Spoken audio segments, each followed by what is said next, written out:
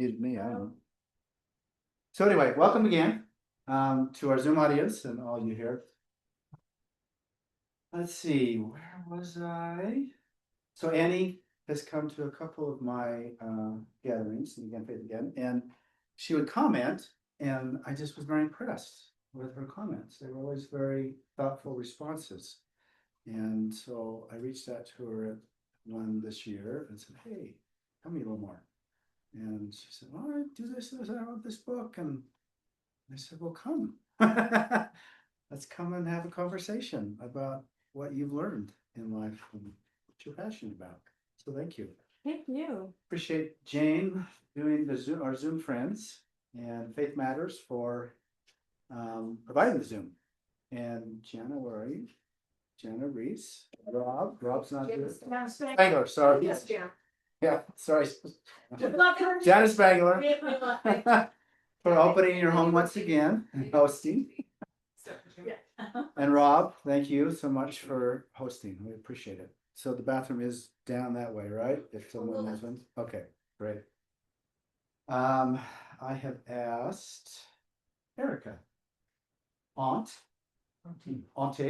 to offer an invocation. And again, this is a group that's, has all kinds of different people. Some have been in our church and no longer. Some are active in our church. Some have never been in our church, Church of Jesus Christ of Latter-day Saints, when I say our church. So that's always good to keep in mind when you're talking about things, in case you use Mormon speak and someone might not know what that means, what you're talking about. And then we invite people to pray however they're comfortable, which way they want. Come on. Our dear Heavenly Mother and Heavenly Father, we're full of gratitude tonight that we can meet together as siblings, of many kinds and many ways, to use our spiritual imaginations to think about our bodies and mortality and what they mean to us and what they and what is eternal and what is temporary. We're very grateful for Annie and her journey, and bless us that we can open our hearts to her message and that we can bring curiosity and engage with each other in a loving way. We're asked for a blessing on all of us, our families, our fellow citizens and citizens of the world at this time, that we can all work to do some good. And we say this in the name of Jesus Christ. Amen. It was, thank you. Spoken like a true better angel or braver angel, right? Yes. So Erica, are you still kind of? I am. Yeah. So if you're ever familiar with better angels, or interested in dialogue across political divides, Erica is your gal here in Utah, who's heads that up. Braver Angels is a really great organization. So with some really phenomenal people. Yeah. Monica Guzman, is that? Yeah. Yeah, she's. And our new CEO is a Utah. Oh, nice. Yeah. This is a national organization. Trying to create, how would you say? Give people the skills to talk across political difference, and give people the courage to exercise courageous citizenship. Thank you. There's some chairs along. There's some chairs along here if you want to be closer, because that's kind of far away. Okay. Some dear friends, Scott and Helen, are here. I asked Helen, because she writes some beautiful haikus, to share a little haiku as an opening. Sometimes we do poetry, sometimes we do music, sometimes we don't do anything. But I appreciate Helen being willing to share a haiku she wrote. Thanks for the grading, Jake. Thank you. So Scott and I are the parents of a 37-year-old young woman named Hannah, who almost didn't make it to age 24 due to an eating disorder. Chokes me up. So this haiku, and it's not a traditional Japanese haiku, it's just little stanzas of 17 syllables each. I wrote, there are 3 stanzas. I wrote the last 2 for myself years ago. And I was reading through my poems to find one that might have, that I might have written for Anna, and it was kind of about Anna. So I wrote 17 syllables to attach to the front as a dedication. And so as a prelude to the poem, have you ever seen an image of a barnacle gosling fledging and seen how they live in really cold areas with cliffs, and they have to fling themselves off the cliff, and then they just land on the craggy cliffs, and they go bounce, bounce, bounce, and you wonder how they survive. And their bodies are mostly feather, very little flesh. So that's how. But then once they do survive, once they land, they have to avoid foxes and polar bears and gulls. And then once they make it to, adulthood, there they are flying, and they're glorious.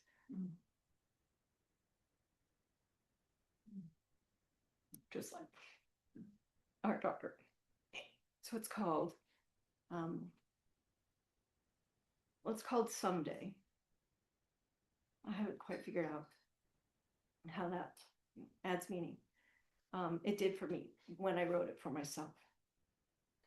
To the girl who lived and endured and held on fast for her own dear life.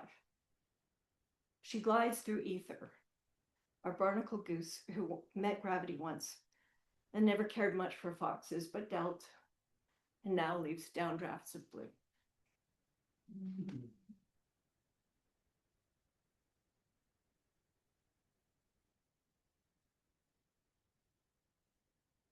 That's beautiful, Helen. Annie? All right. Well, Helen, I wasn't anticipating starting this gearing up, but that was beautiful. Thank you. And as a person who had to rely on her tribe to heal, I just see your guys' sacrifice. I'm sorry I was not anticipating this, but thank you. That was beautiful. Okay. Body image. If you haven't yet, I invite you to fill this out. As you all know, this is a emotional topic, Exhibit A, and sometimes it can be scary to ask questions in front of people. So I'm just taking a little bit of stats from the class today, in addition to a place to just ask questions anonymously, and I'll be watching for those on my phone. And then if you're on Zoom, feel free to put any questions in the chat, and Jay is fantastic and he'll watch for them as well. Jane. Jane, sorry, Jane. Jane's fantastic. I'm pretty mediocre, but she's fantastic. So I firstly just want to recognize my tribe on Zoom and here. Oh gosh, I promise I'll get a handle of my emotions, but I think it takes a village to grow up, and it takes a tribe to heal. So everyone I invited here today played a part in that, so thank you. And I'm gonna get control of my emotions. That's a problem with recovering from an eating disorder, is you have feelings again. So okay. So body image in general is a touchy topic, and so the format of Think Again, Faith Again is discussionary, but I want to set some expectations and boundaries. Firstly, we are going to lead with empathy in this discussion. Everyone here has their own story, has people in their families that they love who have struggled with this in varying degrees. And so I want all of us to lead with love and understanding first. Secondly, and probably most importantly, I want us all to be open and share our experiences, but whenever possible, can we avoid sharing numbers like weight or circumference of body, things like that, in addition to calories. Also talking about behaviors. I think that just being cognizant that we want to share the good, not the bad. And so words we can use instead are restriction, compensatory behavior, disordered eating, over exercising, things like that, calorie counting, all those are great. Do your best. Again, it is a safe space, so don't be shy. And then lastly, when talking about things that are hard, I just encourage all of us to try to sink into our body as much as possible. So pay attention. Are you feeling tight in your chest? Are you feeling anxiety? Are you feeling peace? And learn from that. All right. So how this is going to work, I'm going to give you guys a little introduction into my story and then lay some context for tonight's discussion. And then we can jump right in and share everyone's thoughts, feelings, and experiences. And I hope tonight, my prayer and intention is that everyone here, regardless of background in life, theology, just comes feeling more clarity and peace with their bodies. Alrighty, so one day, late in November, Annie was born. I am, as you can see from my lovely family who came, am a tall woman. And growing up, I used to love my body. When I was younger, I would put on my mom's shoes and a great, princess crown or cowboy hat and nothing else. And she'd say, well, Annie, are you ready to go out for the day? Do you need to wear clothes? I say, no, I want to wear my body. And then things changed. Around age 8, I started to, that's when I first recalled feeling a body awareness that was negative, feeling ashamed of how much food I ate, how my body was changing as it was getting ready to grow and become a woman. And so by age 10, I was a full-fledged eating disorder girly, over-restricting, over-exercising, thinking about food constantly. And by age 12, things were getting a little dire. And my parents, in their best attempt, tried to talk to me about it. Obviously, I was defensive. And then I found volleyball. And volleyball was the reason that I ate food. It saved me for a really long time. I know that I'm a tall person, but by volleyball standards, I'm actually quite short. And so as I was competing at higher and higher levels, seeing my hard work on the court in the gym pay off, I started to realize that I had to eat more food if I wanted to reach my dream of playing in college. And so the eating disorder took a backseat for a little bit.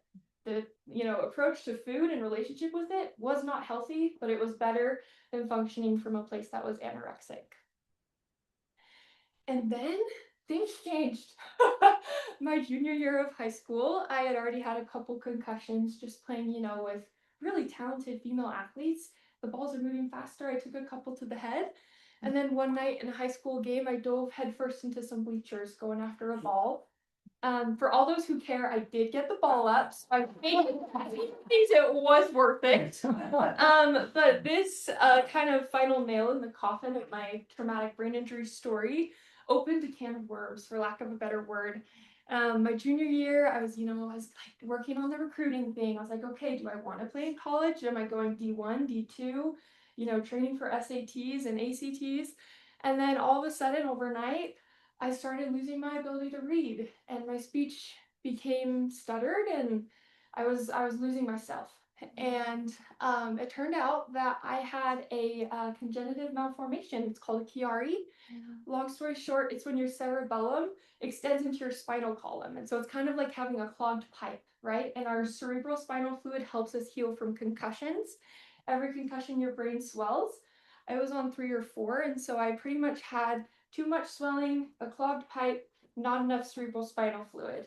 And so all of a sudden, I went from big dreams to, spending time on the neurotrauma unit at Primary Children's. And my goals went from maybe even looking at, going to an Ivy League school, looking into rowing, to trying to poop. It got real simple real fast. And all of a sudden, the eating disorder came knocking at the door, and it's all that I had. And that wasn't the truth, right? I had an incredible family, but all of a sudden, my body was not mine. And so I got really sick for a long time. And then eventually, my freshman year of college, it wasn't working anymore. And I approached my parents and I said, hey, I think I'm not okay. And I remember that drive, we were coming home from Thanksgiving, and they listened. And I think if you have a loved one you're struggling with, listening is all you can do. And they listened, and I got the help I needed, and I embarked on a really long journey, and I jumped off that cliff. And there were a lot of foxes and bears, but I'm here today, and I've been living in recovery from an eating disorder since 2018, and it's probably the thing that I am most proud of in my life. So, why are eating disorders a thing? What do we see in society? What is our definition of beauty? Well, according to Instagram, the beauty standards for women look a little bit like this. It's hard to look at. And I know for me, I feel some anger and confusion. What are you guys seeing? What stands out? If anyone feels comfortable sharing. Nothing there is found in nature. Yeah. Yeah, please. So this is, first of all, thank you. Yeah, thanks. My name's Justin. I'm married to Annie's cousin, so thank you for having us. But I was having this conversation last night with some people that I work with, and it's not so much this, but things like I want to be taller, for example, or I want to change how my shoulders look. And so things like, and we do this in my work. We can break your bones and we can make them longer so that one leg will be the same length as the other. But sometimes people want to do it just to be taller, for example. And there's varying reasons for that. And I don't pretend to understand all of those, but yeah, I mean, I think you see it everywhere. And it was just it's just kind of an eye-opening about, yeah, there's a lot of things that we can do both physically and surgically and with medications and all of those things. And I think trying to understand maybe why people feel like they, I don't know. Yeah. Those are hard questions. They are. Big questions, but hard questions. I don't pretend to know the answers to those. Yeah. But I think it's definitely there. Thank you, Justin. I appreciate that. Oh yeah, go ahead. Yes, one of the things that I noticed first off, so I work with a football team, and so and Polynesians and women are outstanding, they can cook like crazy. And I don't see them having the same body image issues. In fact, they're queens. They're the queen of that group, and it was so refreshing. And what I think that's really hard is in this valley, that is the epitome of beauty, where if you go to Tonga, if you go, to Africa or just around, the idea of beauty, I mean, Norway or Scandinavia is 6'2" women. I just think that is something that we need to change our idea of what beauty is, because it comes in so many different ways, and especially when you're looking at different races, it's just very refreshing to have a large woman walk in and be a queen. It is just really great. My daughters are 6 feet, 6'1", maybe. She doesn't want to round up. She's getting better. But for a long time, she hit 6th grade, and I remember the day that 6th grade, I had a crush on a guy. I think I was 5'7" or 5'6" in 6th grade. I had a crush on a guy who was 5'5". Like you said, I'll never forget it. He said, "Come here," and we went over to the 6th grade to the chalkboard. Put a line on my head and put a line on his, and he goes, "I can never like you. You're tall." I mean, just that story just showed that 6th grade, and I had issues with body in 6th grade. I'm glad I got past it. It was nice to feel my body image feeling like I've had some growth since my 6th grade. So. Yes. But anyway, yeah. So I think that our perception of beauty really does have to get bigger and broader. Yeah. Thank you, Lucy. I appreciate that. Yeah, go ahead. So there are a couple of things right smack in the center that are some big triggers for me. One, God isn't remodeling his temple. That was a man-made decision. It was the wrong one. And two, ever link God with some body image, that there is a right one and a wrong one, and it has to do with how God feels, and that somehow this temple, that this is a temple that is linked to any kind of a religious thing, incredibly dangerous, incredibly dangerous. And to see, I'm 68, and I think of the conversations I remember having all the way back to childhood, anytime someone was linking body to temple and God. And I'm really, same thing, you can't help but be impacted by it, but grateful for those who let me process that and be, this isn't okay. This is not okay. Yeah, I Ever. love that. Agreed. Okay. Men struggle too. I think what's really interesting when you oscillate between the two of these is, in terms of these images, it's very face focused for the women. There's skinny's back in fashion, not super big fan of that, but we've got a lot of homogenous beauty, kind of like what you were referring to, Lucy. And with the men, what I'm noticing, I want to hear your guys' observations as well. I'm not seeing a person. I'm seeing a bicep, an abdomen, and a knee. And this, I came across this about a month ago when I was driving northbound on I-15, and this made me sad, right? There are so many amazing parts of being a woman, and this is not one of them. And so, men here tonight, I am sorry, welcome to the team. And I just want you all to know, who are here, and who identify as male, that you are more than welcome to speak. I'm so glad that Justin spoke, but you are just as much a part of this conversation as women. Now, I'm gonna say one more thing. I'd love any thoughts to come up from any guys in the room. I'm not discriminatory. Anyone is welcome to talk. But if this conversation tonight devolves into the vilification of Ozempic, of plastic surgery, of fillers and Botox, I will not have done my job. That, in my opinion, is kind of the mosaic law of body image, or maybe more like elementary. We're going to go for restored, higher thinking tonight. So that's the goal. I know these images are hard to look at, but I do think it gives us context as to what we are up against. Any thoughts before I continue? Yeah, please.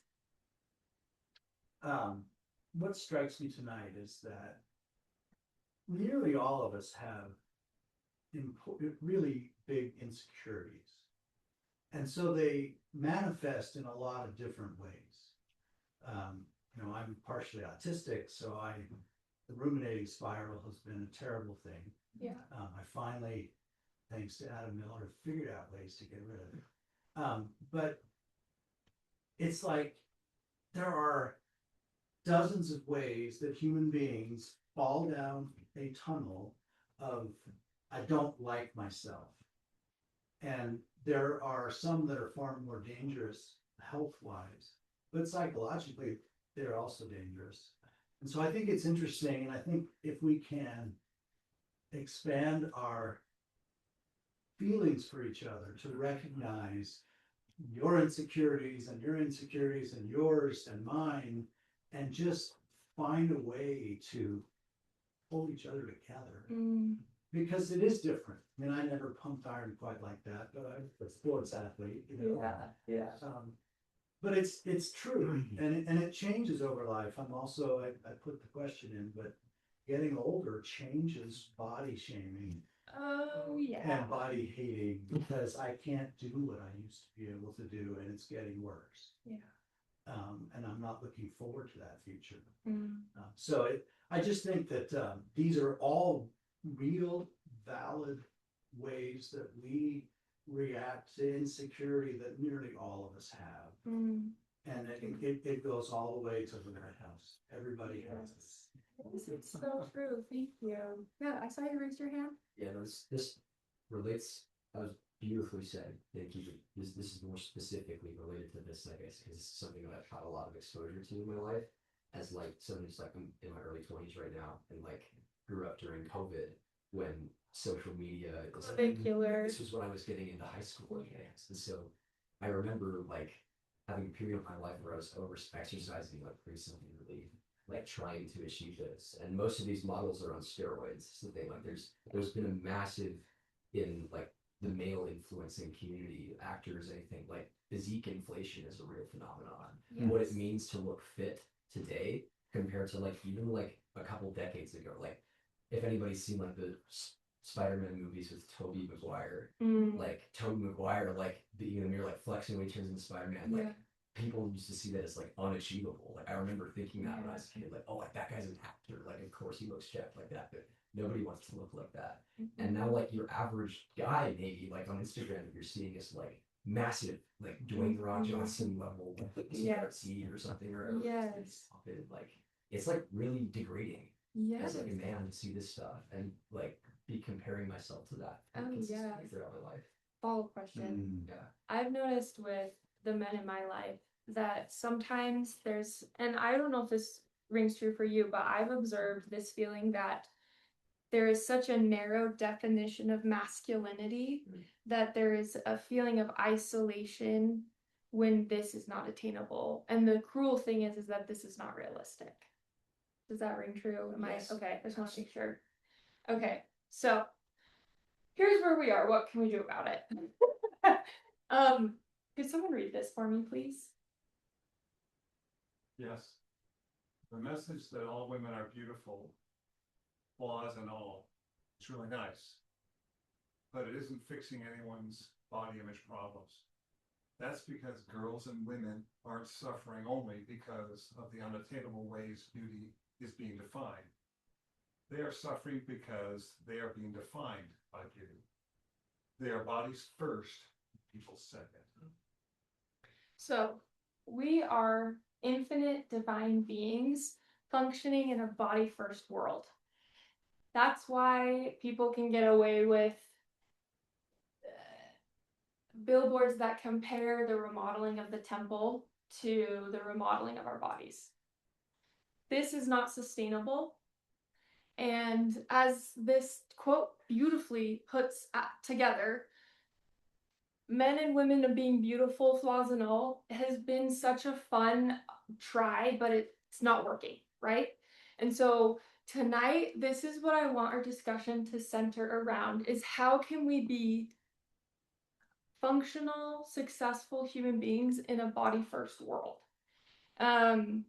I'm gonna now look at our little stats from tonight's poll. Thank everyone for contributing.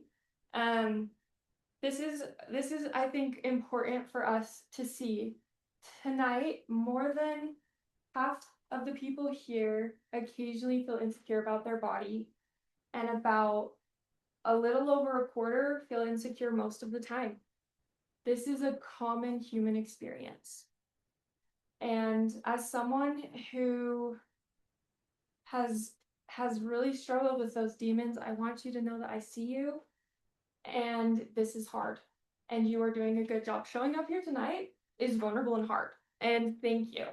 Okay, feelings of not feeling good enough or worthy of love. 50% of the people here rarely feel that, and then about a little over 30% feel that occasionally, and then about 10% of people here feel that most of the time. I think that our world is really isolating, and we are doing this and pinching and trying to perfect and improve when we can be coming together. All right, I restrict food in ways that seem overly rigid or obsessive. 23% of people said never, 47% said rarely, and about 30% said occasionally. My family origin prioritized physical appearance. A little under half wrote occasionally, and then just under 50% said sometimes. So again, we are just children who've grown up in a body first world, and we're trying to reconcile our self-identity. Last poll question. My family of origin talked about thinness and dieting. Over 50% wrote sometimes. That was defined as my parents did Slim Fast or Weight Watchers or a similar program.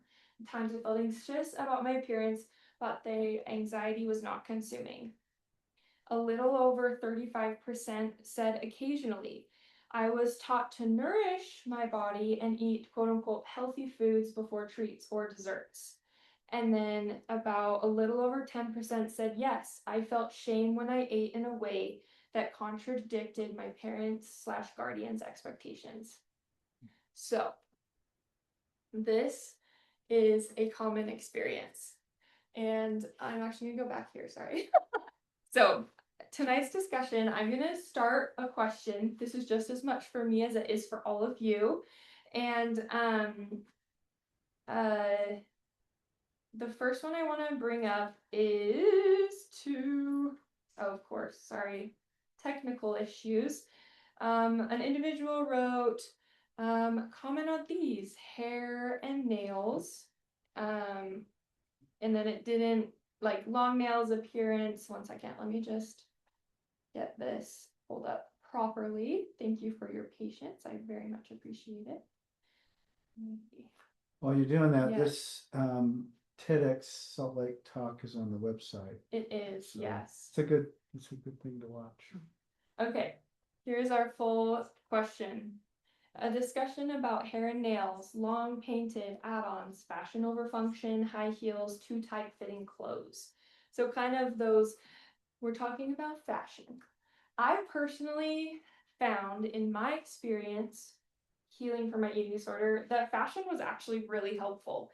And it was helpful for me to create challenging scenarios of wearing things that challenged, some of my body insecurities.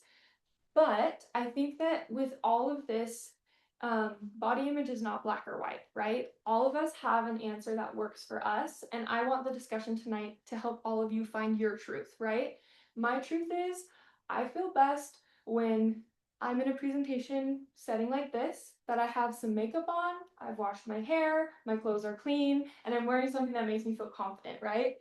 Body image is not necessarily walking around in sweats with bad breath all the time.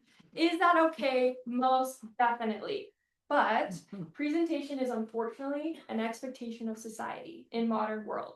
So how can we bridge the gap of those expectations, fill our confidence, right? Give our ego what it needs to function, and have fun, but not be consumed. Thoughts from the room? Yeah. Oh, did you? You're scratching. Yeah, I'm scratching. So, well, maybe, I guess, how do you want to look at this, right? So, like, what are you looking at as your endpoint, right? If the endpoint of treating this for individuals is that we avoid a fatal event, right, because of malnutrition or over-exercising, right? What's our clinical endpoint, or is it just that we feel good about ourselves? So yeah, I mean, not that we need to define everything, but No, that's a because good I think there's a lot of people that are probably going through this that are not quote unhealthy necessarily, right? Yes. They're getting their adequate calories. Yes. They're getting adequate protein.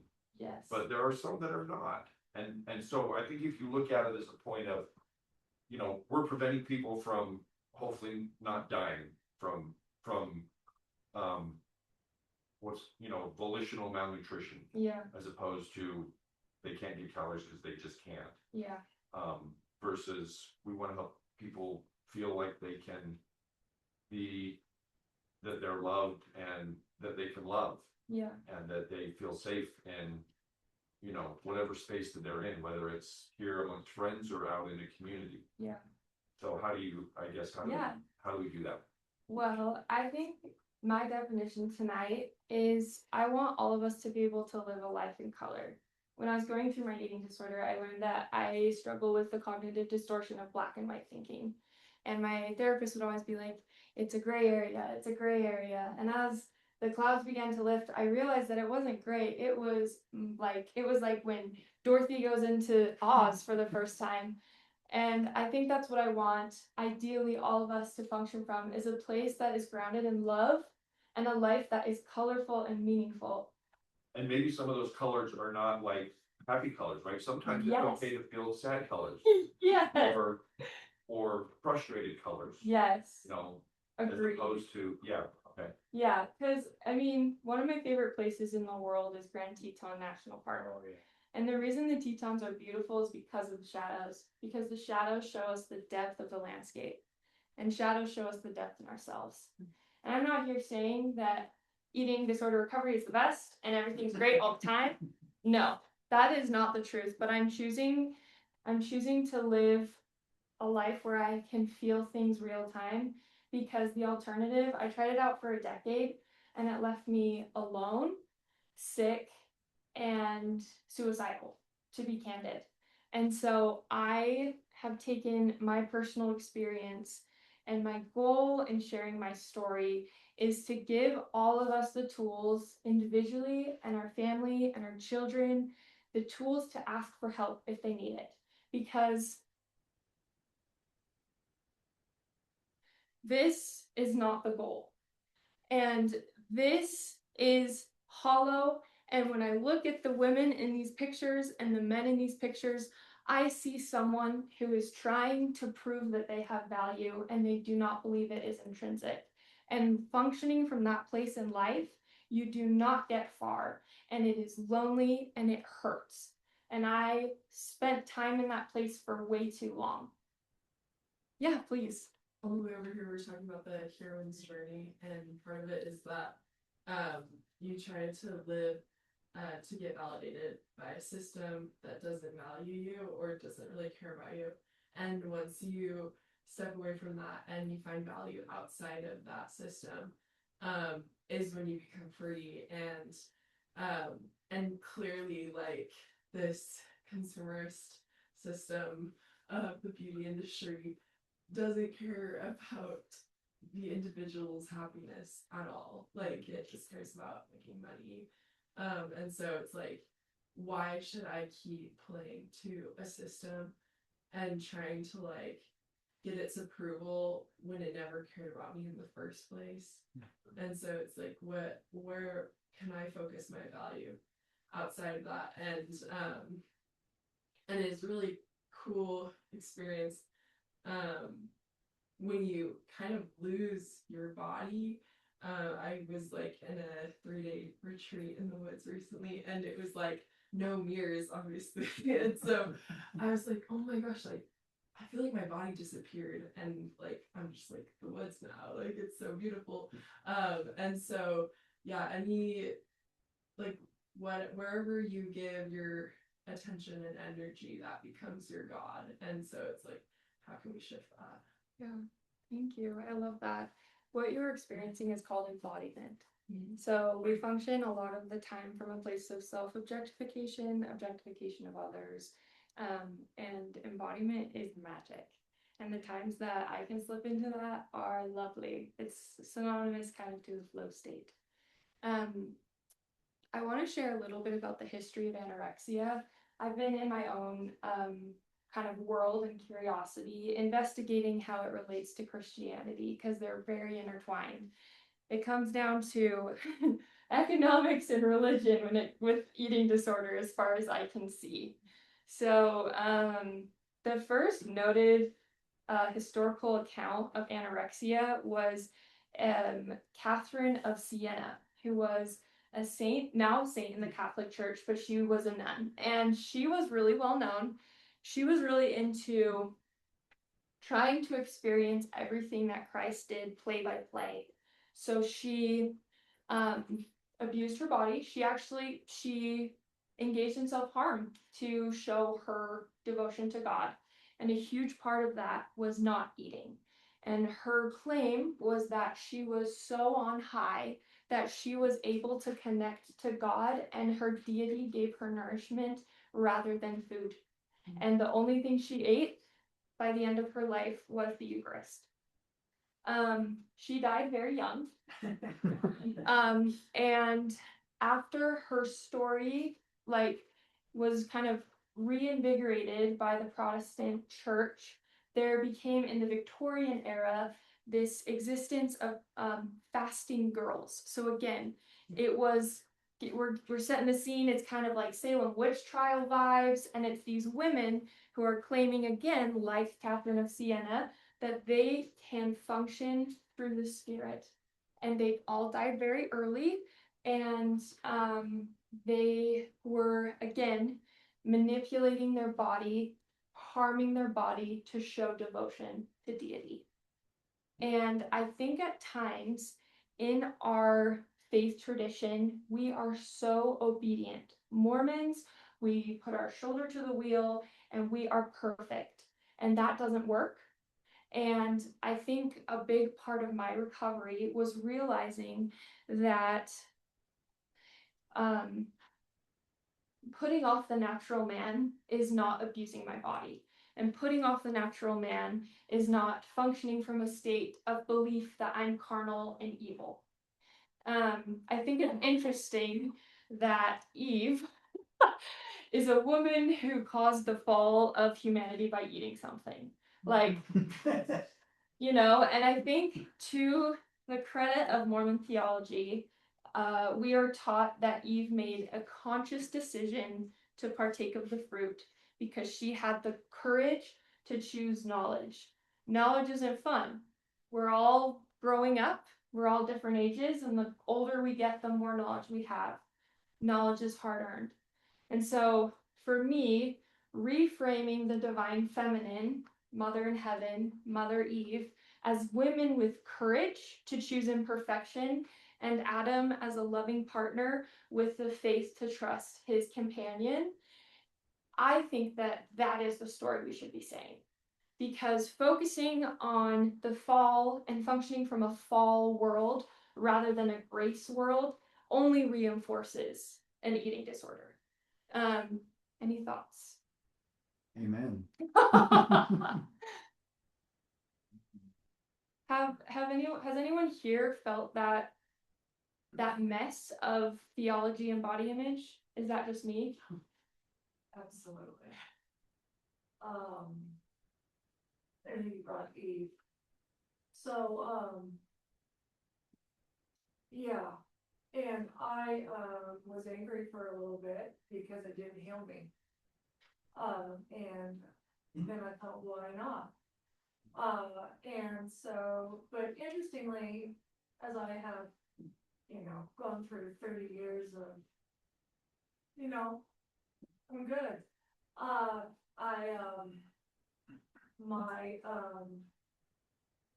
My look past at it is I wouldn't change it. I feel like it has caused me to have growth in places I never knew I had. Empathy, strength, love, compassion, which have brought me closer to Christ than anything else. Also, Eve is amazing to me because she chose pain to know beauty. And when I think of her in the temple and things like that, I really am overwhelmed by her wisdom. And I love that.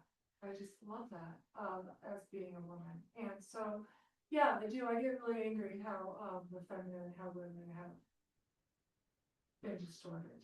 But I take faith that we're learning, we're getting stronger. I will be stronger. And I hope that message will go to other women. And so, yeah. Thank you. Yeah, please.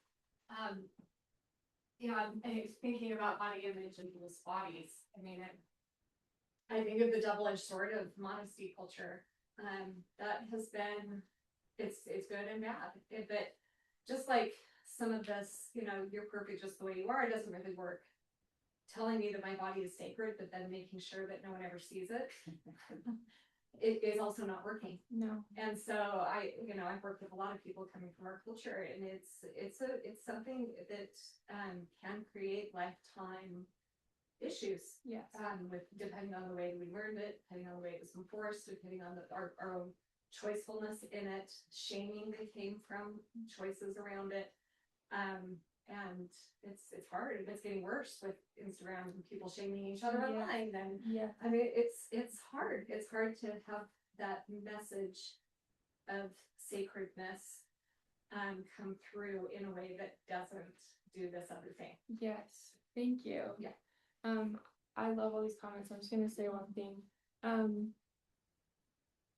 I think again in Mormon theology, we're taught that the greatest gift our heavenly parents gave us was our body, and that Satan, Lucifer, the adversary, did not get bodies. And so the goal of the forces of evil in this world are to disempower our bodies because of jealousy. I think, unfortunately, our theology as LDS individuals is beautiful, but sometimes we focus so much on what we do not do. And I think that's a big fallacy that we fall into in Christianity as well, is just all of the don'ts. We don't drink coffee. We don't have sex before marriage. We don't show our knees when it's inappropriate, right? It fosters this innate body distrust. And that can cascade into a plethora of issues. But I think that trusting the body enables us to weather the innate chaos that is the body. I want to transition our discussion into aging. I'm underqualified in that department, so I need everyone here to help. But the thing that I can say from my personal experience is at age 17, my body was permanently damaged, and I can't always act like a 28-year-old. I have to get 8 hours of sleep, drink water, do my physical therapy, or else I can't show up to work. And I remember when I chose to enter into recovery, my body had never really gone through puberty. That's kind of what happens when you develop an eating disorder and have it for a decade. And so I was having feelings for the first time in a while. My body was going through puberty for the first time. Not to overshare, but I'd been amenorrheic, which means just not having a period for a decade. So I was dealing with a lot all at the same time.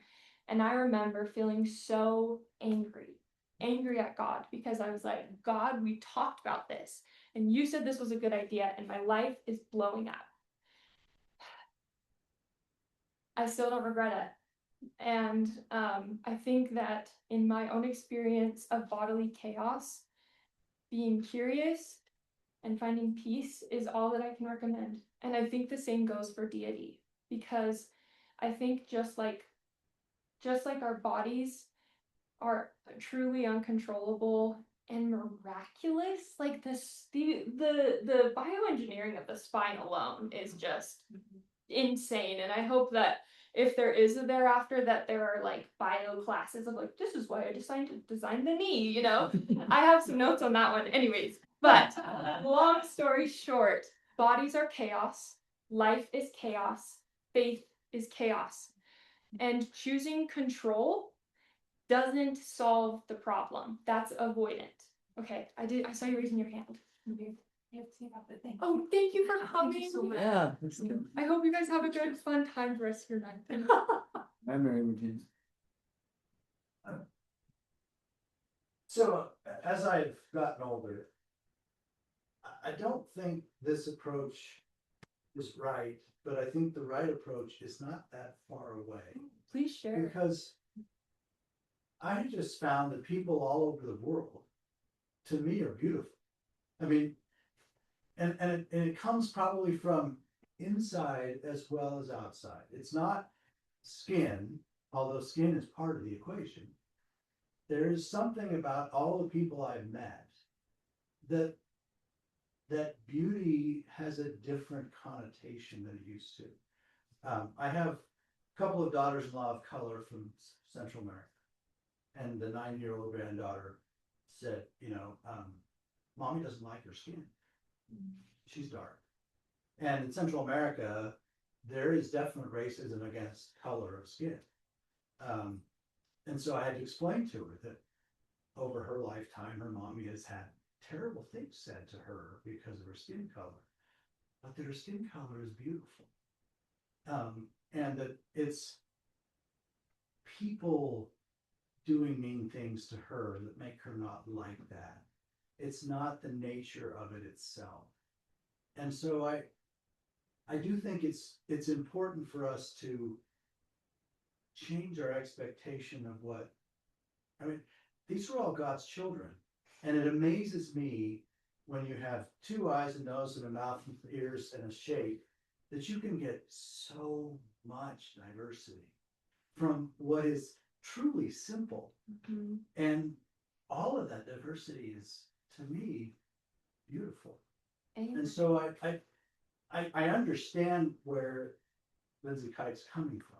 Yeah, And what she's saying is correct. yeah, But the truth is actually not that far away. yeah, If we can just get past the glossiness and see the whole person, yeah. the whole soul. I want to make sure I'm hearing you correct. Beauty is innate. Yes, That's the thesis of what you said. yes. I love that. And there are tons of different expressions of it. Yes. And they don't compare. You don't have to rank order them. Yes. There is no rank order. They're all inherently godlike beauty. Yes. I think too, even if you're functioning from a life lens of like atheism or something, just the miraculous science, like the evolution, how we came from like amoebas to functioning human beings. Honestly, all just because we learned how to cook with fire. It's amazing. You know, sometimes I wish my brain was less self-aware, but life is miraculous.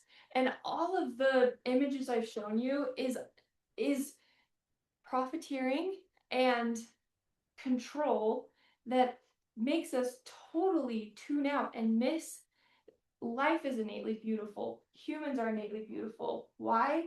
We're flawed. Contrast is beautiful. From an art theory perspective, a composition has to have contrast. And as humans, we are full of those, which is beautiful and messy and all of the above. Jody, what would you say? I appreciate you saying, that this concentration on what we can't do.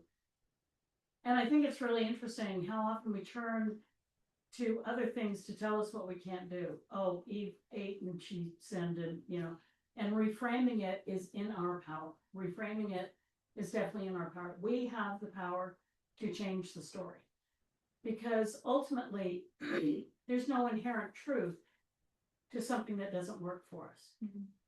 We can change the story to what works for us. And what I appreciate is the ultimate example for us is supposed to be Christ. And he was always talking about what we can do.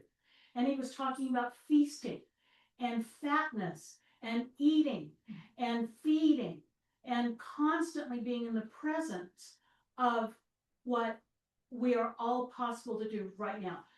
The kingdom of God is within us right now. Mm. We have the power to create this right now. And we keep looking for reasons not to think that. Mm-hmm. So one of the things that I appreciate about getting older, one is getting older. And another thing is, with things that happen and experience that happens that have been devastating, more and more I have 0 F's to give. And that is really enriching. That is feasting on what is actually there, instead of being at the mercy of whether or not someone thinks I'm beautiful, or whether or not I fit someone else's idea of everything, and for me, I would love, if I had a magic wand, I would just bestow this on everyone to get existence is inherently love. Existence is inherently beautiful. The moment someone else is trying to define that or tell you where you are or can't or can be that, we need to learn how to go, oh, well, that's interesting. They're sharing that part of themselves with me. It has nothing to do with me. And you can acknowledge that for whatever reason someone is saying that, that's their experience, not yours. Thank you. And however someone is saying something about everything from skin color, shape, eye color, ability, anything, it's their experience, not yours. Yes. And the moment you make it yours, we're tied up again in the commodifying, the profiteering, everything, because that will be extorted to the ultimate end. Insecurity is profitable. like hate, shame, and insecurity are super lucrative.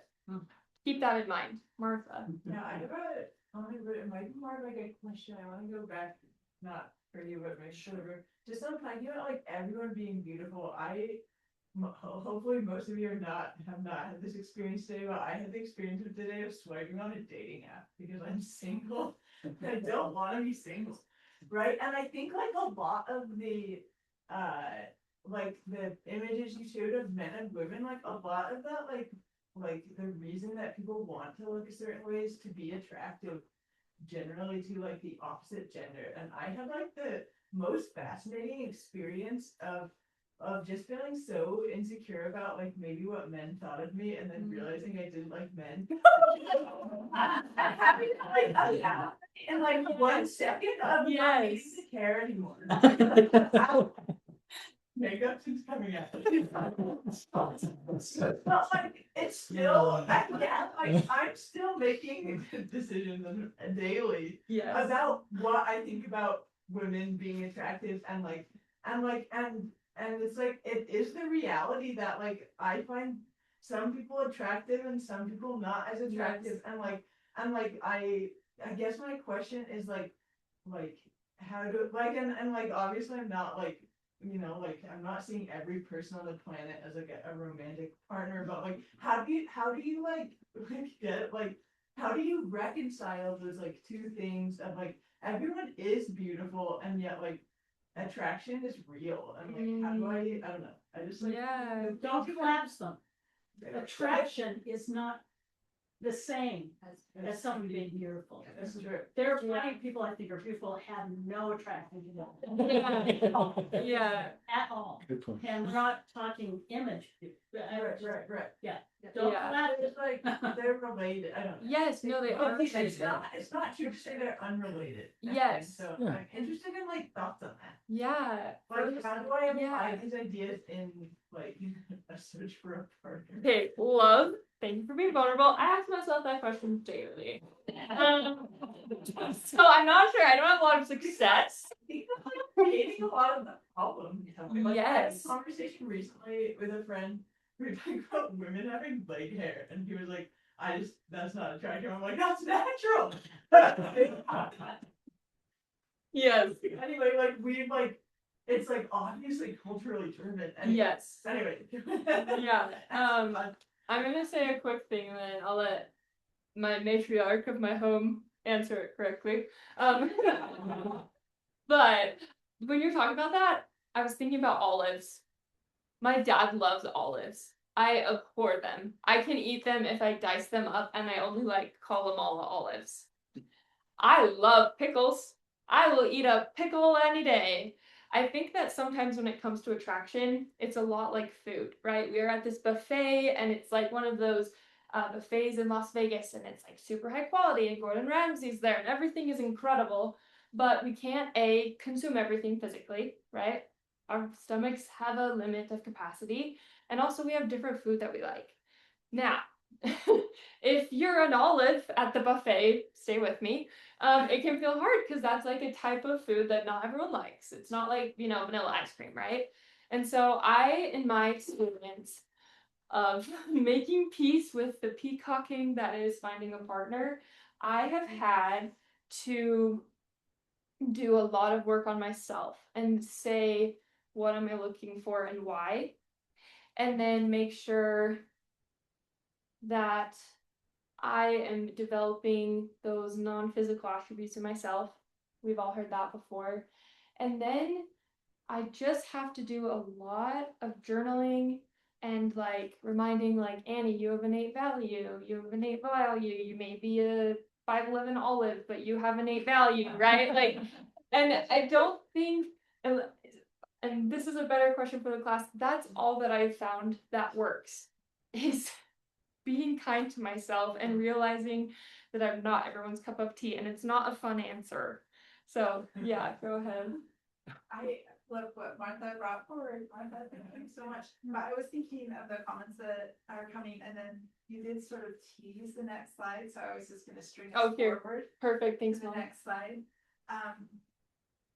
I love what Melinda Brown has written about Eve, to go back to some of the conversations that Lucy shared, because there is an engagement that happens in that really important origin story where bodies are given and the encouragement and the opportunity to choose are given, the agency is given.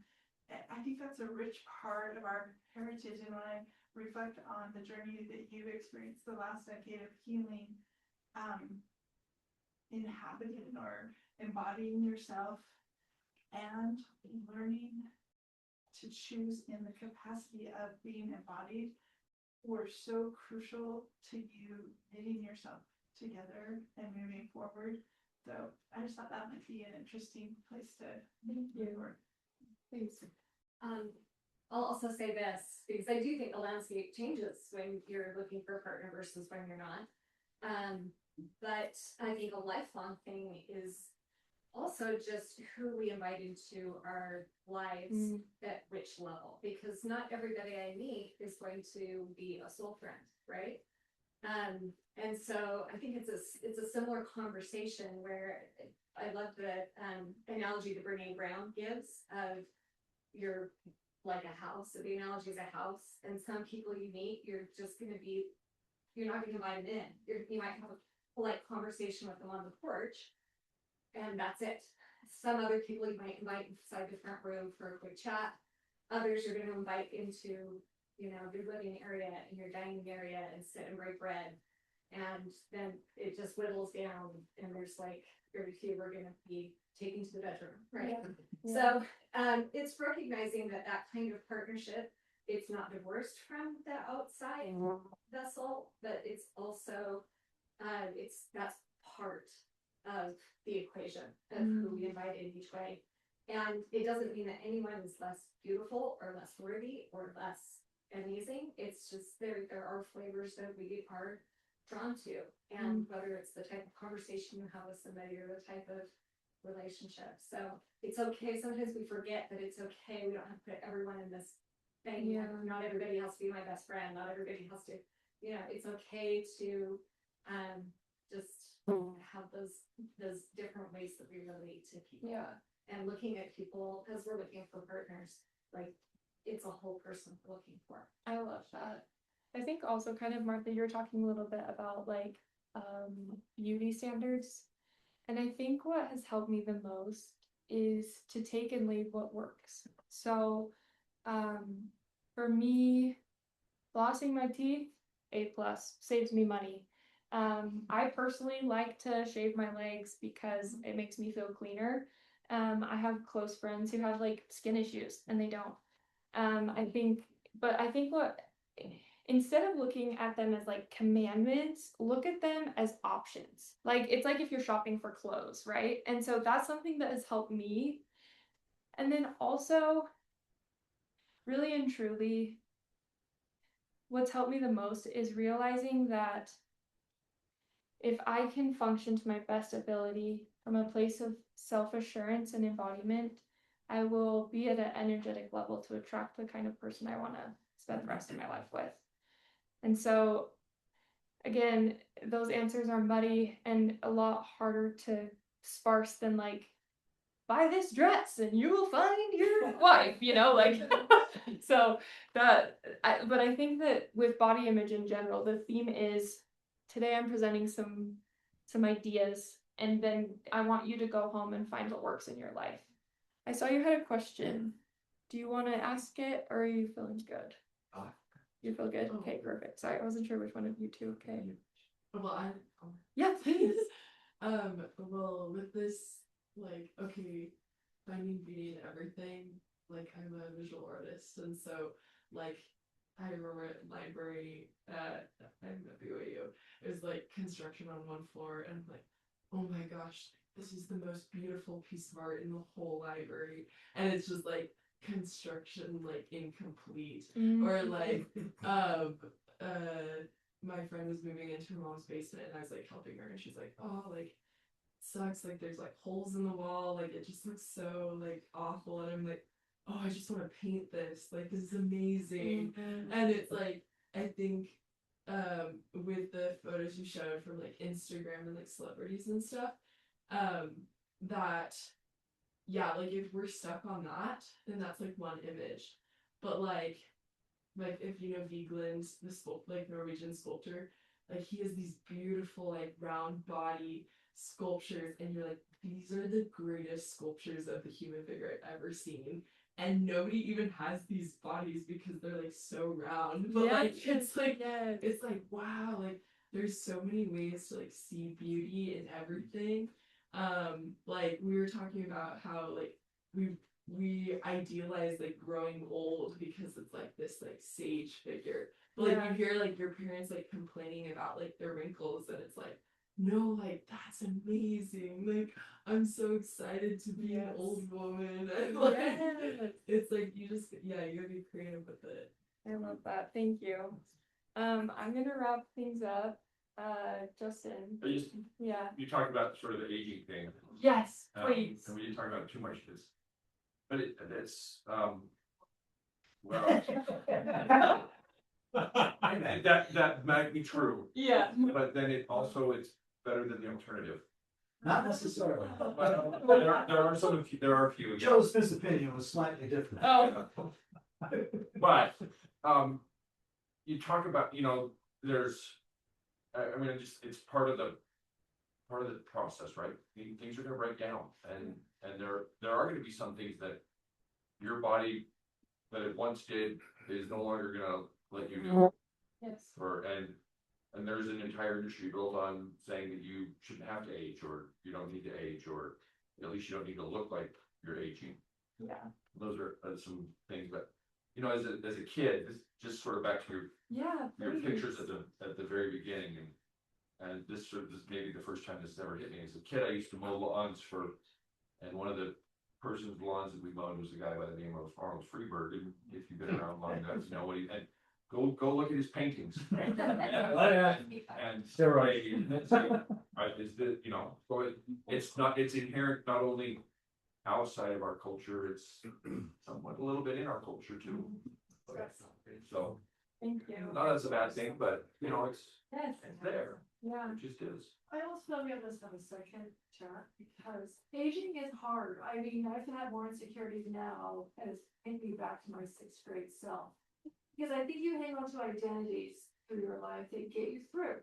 Like I was a skier, or I was a dancer, or I am, whatever it might be. Especially if you enjoy your body, how to your ability. And I realized I hung on to that body movement image of me a lot. And aging is like I can't hang on to that anymore. So do I really have to develop a personality? It's difficult, and I'm not prepared for that. So part too, because I would love recognize, but I just feel like, and even like watching my kids kind of as they grow, this is who I am. I was a soccer player and she tore ACL, and then she went through a session of, I can't be that anymore, and she had to develop other sides of her. So it's difficult. Yeah, but I also think it's growth. Thank you. Did you answer your friend? Or were you just perfect, Dave? What did you? I think I kind of want to bring it back to kind of where we started. Helen actually and Scott came up with kind of 10 things that I thought were very valuable. Yeah, we do have a list of 10 things that we learned as parents of an adult child with an eating disorder, where you don't have a say in their health care, and you may not be permitted into their doctor's appointments, and we felt helpless and powerless, and we were ready. We thought we would have to just let our daughter die because she was making her own decisions, until we realized that she wasn't really making informed decisions because cognitively she wasn't there. And Scott wrote an advice columnist in desperation, and she referred him to the National Eating Disorders Association, and they suggested we get a team of a physician, a nutritionist, and a therapist, and that trio saved Anna's life. So I have an email where we wrote it all down, if you're interested. Please. You could put that on the website. Yeah, please share that with Jane. Cause I mean, back to you, Yeah. life and death. Yes. You know, there's all these other aspects, but there's the aspect of we need to be aware that some people's life is in the balance. Exactly. So kind of to close, I think everything that I've learned from my eating disorder, the good, the bad, and the in between, choosing recovery and choosing not to appease the overlord of the eating disorder, it gave me time. And it gave me time to live my life. And this is everything I've done since recovering. And since recovering, my body has looked ways that I thought I'd rather not live to see, if I'm being honest. And life went on, and I accomplished more than I thought I could. And I'm just continuing to learn and grow. Most importantly, our bodies are good. They are good because they are miraculous. They are a divine creation, heavenly crafted, and crafted with love so that we can experience this world that is crafted with love. And that's the point. And I think a lot of times this world crafted with love feels frequently unloving. And I'm sorry that it is that way, but that's the way that it is. And so how can we cultivate that love? I love the environment and ecology, and I think that there's so much wisdom as I have contemplated truths of ecology and biology in relation to the body. And I think what we learn is that an environment that is diverse, has diverse species and diverse animals, is the healthiest. And I think it is true of our bodies. If we force ourselves into these cookie cutter molds, we lose that literal biodiversity that helps us all to thrive. And that is the miracle of life, is that we are on this blue marble for a limited amount of time, and we can either choose to compare, and in my opinion, the natural man is comparison. I think we just gotta throw the 7 deadly sins out with the bathwater and focus on embodiment and experience. These are resources if you're someone you love or struggling with an eating disorder. Choosing recovery was the hardest thing I've ever done, and I do not regret it. And it is my proudest accomplishment, and I think it will continue to be until I die.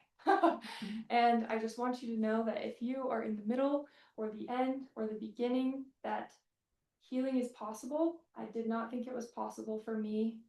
And you are loved, your worth is innate, and this universe is constructed from love and from grace. And please choose wholeness, not perfection. And that is what I want to bring my testimony on. So, thank you. Oh,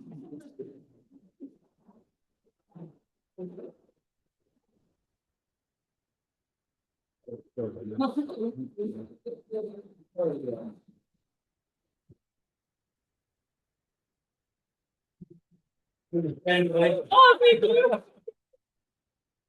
Okay. My hair's so And thanks to all of you, because you made this discussion, this conversation really beautiful. Each of you sharing. So, and that's what it is. It's not just a presentation, it's a conversation. So thank you. When I asked Annie what song she might want to end with, it was How Great Thou Art, right? Yeah. Which, interesting, you can't find in our handbook. But... Nope, you have to Google it. No, it is, but it's only in the paper one. Because of copyright. Yeah, okay. Okay. But if you want to look it up, we're just going to do the first verse. Yeah. Sorry, before we sing. Yes. You brought copies of your book? I Thank did. you. Thank you. Yes. Sorry, I'm Thank really bad at self-promotion, but this is a children's book that I wrote. It's semi-autobiographical and it's a narrative. And the intention is if you have young people in your life or old people or young at heart, it's a resource to start a conversation about body image. So this is Thank you. my book. Thank you. It's You're so back kind. here on the right, Jen. So if you want to look that up, Shipley, you wanna start us out on that again? Well, I don't have it yet. Oh, you do, okay. Oh Lord my God, when I awesome wonder, I'm a sinner of the world's hands of me. I hear the stars, I hear the thunder, I come throughout the universe to sing. And sings my song, my Savior God to thee. How great thou art, how great thou art. Then sings my song, my Savior God to thee. How great thou art, how great thou art. Thank you. You're a perfect person to live in. Can you please offer our benediction? Thank you so much.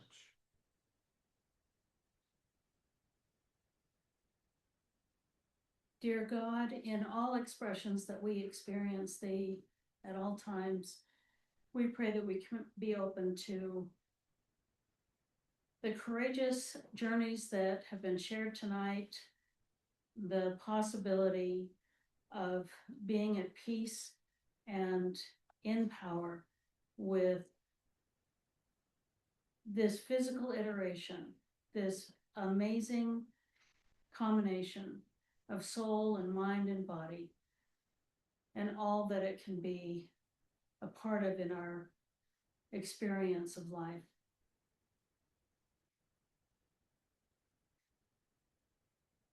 In my own experience, I pray that we can be open to seeing that this eternal existence that we believe in, but most of all that we hope for, of having no beginning and no end, that this can be a part that carries us forward in connecting with all the creative power that is embodied within us.